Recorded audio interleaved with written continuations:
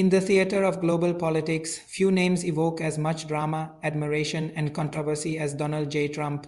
He has been praised for his boldness, criticized for his unpredictability, and remembered for his ambitious foreign policies that changed the map of Middle East diplomacy. Yet, despite several nominations and loud demands from his supporters, Trump never received the Nobel Peace Prize.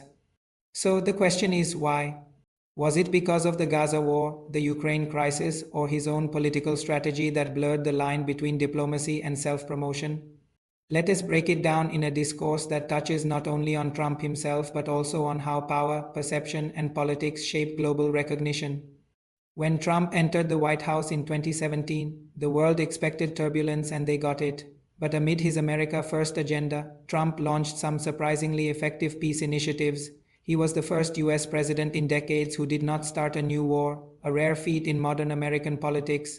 Instead, he focused on peace agreements that reshaped alliances, especially in the Middle East. The most prominent of these were the Abraham Accords agreements that normalized relations between Israel and several Arab states including Bahrain, Morocco, and Sudan. The accords were hailed as a historic step toward regional peace. They broke a decades-long wall between Israel and the Arab world, opening trade, tourism, and diplomatic channels.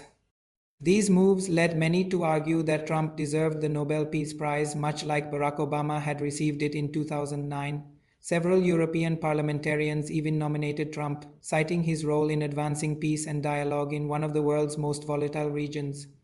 But as history shows, nomination does not guarantee victory, especially in global politics where peace is not only about deals but also about their consequences. So why didn't Trump win? One reason lies in timing and perception. The Nobel Committee often looks beyond headlines. They examine whether a peace process leads to sustainable results or just temporary agreements. While the Abraham Accords were indeed groundbreaking, they also excluded Palestine, leaving the core issue of the Middle East unresolved. For many critics, the accords looked more like political alliances against Iran than genuine peace building. Trump's close relationship with Israel's Benjamin Netanyahu, his decision to move the US embassy to Jerusalem, and his recognition of the Golan Heights as Israeli territory were seen as one-sided moves that weakened America's image as a neutral peace broker. And then came the Gaza conflict. Even though it escalated after Trump's presidency, the roots of the crisis can be traced back to policies that sidelined Palestinian rights. Many analysts argue that Trump's decisions laid the groundwork for deep mistrust among Arab populations, even as their governments signed accords with Israel. So, in the eyes of the Nobel Committee, peace without justice could not be rewarded. Another angle comes from the Ukraine war. Although it erupted during the Biden administration, Trump's critics claim his foreign policy, particularly his soft stance toward Russia, contributed to tensions in Eastern Europe. While Trump defended his approach as diplomacy through strength, the Nobel Committee tends to reward moral leadership, not power politics. By appearing too close to Vladimir Putin, Trump's image as a global peace promoter weakened further in the European perspective. But perhaps the most interesting aspect of this story is Trump's own demand for the Nobel Prize. He didn't just wait for recognition, he openly demanded it, often comparing himself to Obama. In rallies and speeches, Trump repeatedly asked, "Obama got it for nothing, why not me?" This constant self-promotion turned what could have been a legitimate diplomatic achievement into a political spectacle. The Nobel Committee values humility and humanitarian intent, not personal ambition or political marketing. In the world of global diplomacy, to demand a Nobel Prize can sometimes do more harm than good. It transforms a moral award into a political negotiation, and the committee avoids being pulled into that arena. In short, Trump's failure to win the Nobel Peace Prize was not because he achieved nothing. In fact, his deals in the Middle East, his negotiations with North Korea, and his pressure on NATO members to contribute more all shaped new international realities.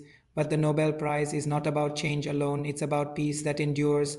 The Gaza war, which shattered the illusion of regional stability, and the ongoing tensions in Ukraine have shown that Trump's diplomacy, while dramatic, may have been transactional rather than transformational. The committee saw him as a deal maker, not a peace visionary. And yet the irony remains, Trump may have done more to reshape geopolitics than many of his predecessors. His directness and unconventional methods forced world leaders to reconsider long-standing positions.